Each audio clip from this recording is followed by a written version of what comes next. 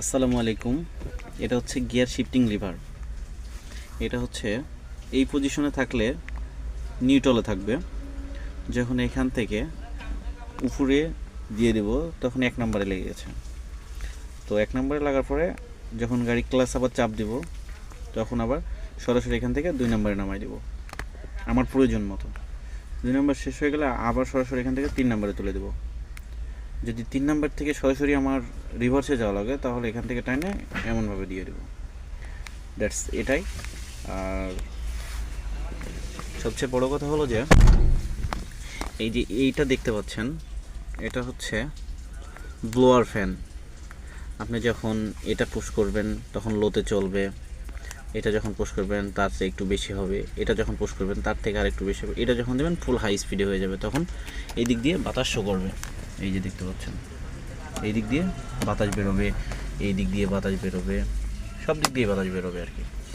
আর এই যে স্যাম্পলটা দেখতেছেন, এটা হচ্ছে গাড়ির ডাবল ইন্ডিকেটর। এটা যদি আমি চাপ দিই তাহলে গাড়িতে ডাবল ইন্ডিকেটর দিবে। এই যে দেখেন, ডাবল ইন্ডিকেটর দিচ্ছে গাড়িতে। এই যে বন্ধ করে দিলাম, ডাবল ইন্ডিকেটর শেষ। তারপরে এই যে ফুয়েল গ্যাসটা দেখতে পাচ্ছেন, এটা হচ্ছে গাড়ির temperature fuel gas. Temperature fuel gas যখন লাল এতে চলে যাবে তখন মনে করবেন ইঞ্জিন অনেক হিট হয়ে গেছে, ওভার হিট হয়ে যাবে ইঞ্জিনটা। আর ইঞ্জিনটা ওভার হিট হওয়ার কারণ হচ্ছে গাড়ির অনেক সময় মেকানিজম ফল্ট থাকে, সেই কারণে হতে পারে, আবার মোবিল চেঞ্জ না করলেও হতে পারে। তারপরে এটা হচ্ছে ফুয়েলের কাটা। ফুয়েলের কাটা যখন শো করবে আপনি বুঝতে পারবেন যে কখন তেলের মাপ কী আসতেছে। যেমন এই যে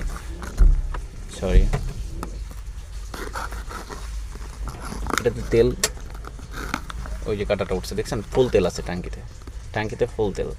আর এই যে স্যাম্পলটা দেখতেছেন, এটা হচ্ছে ব্যাটারির। যখন আমি গাড়ি স্টার্ট দেবো তখন এই স্যাম্পলটা চলে যাবে। আর এই স্যাম্পলটা যদি না যায় তাহলে কী করতে হবে, তাহলে দেখতে হবে যে স্যাম্পলটা কেন যাচ্ছে না। গাড়ি স্টার্ট দিয়ে তাহলে হয়তো বা অল্টারনেটর বা ডাইনামার যেটার প্রবলেম সেটা হয়ে থাকে। আর এটা হচ্ছে পার্কিং ব্রেক। এটা পার্কিং ব্রেক, সব কিছু ছেড়ে যাবে যখন। এটা হচ্ছে পার্কিং ব্রেক, আপনার ম্যানুয়ালের এটা পার্কিং ব্রেক। এটা ছেড়ে দিলে এটা থাকবে না। দেখেন এই যে পার্কিং ব্রেকটা চলে গেছে। আর এটা হচ্ছে স্পিড মিটার।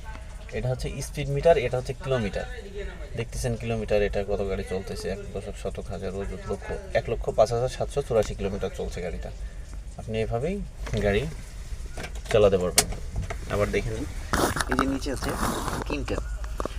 প্রথম যেটা দেখছেন এটা হচ্ছে ক্লাস, এটা ব্রেক প্যাডেল, এটা হচ্ছে অ্যাক্সিলারেটর। সবাইকে ধন্যবাদ।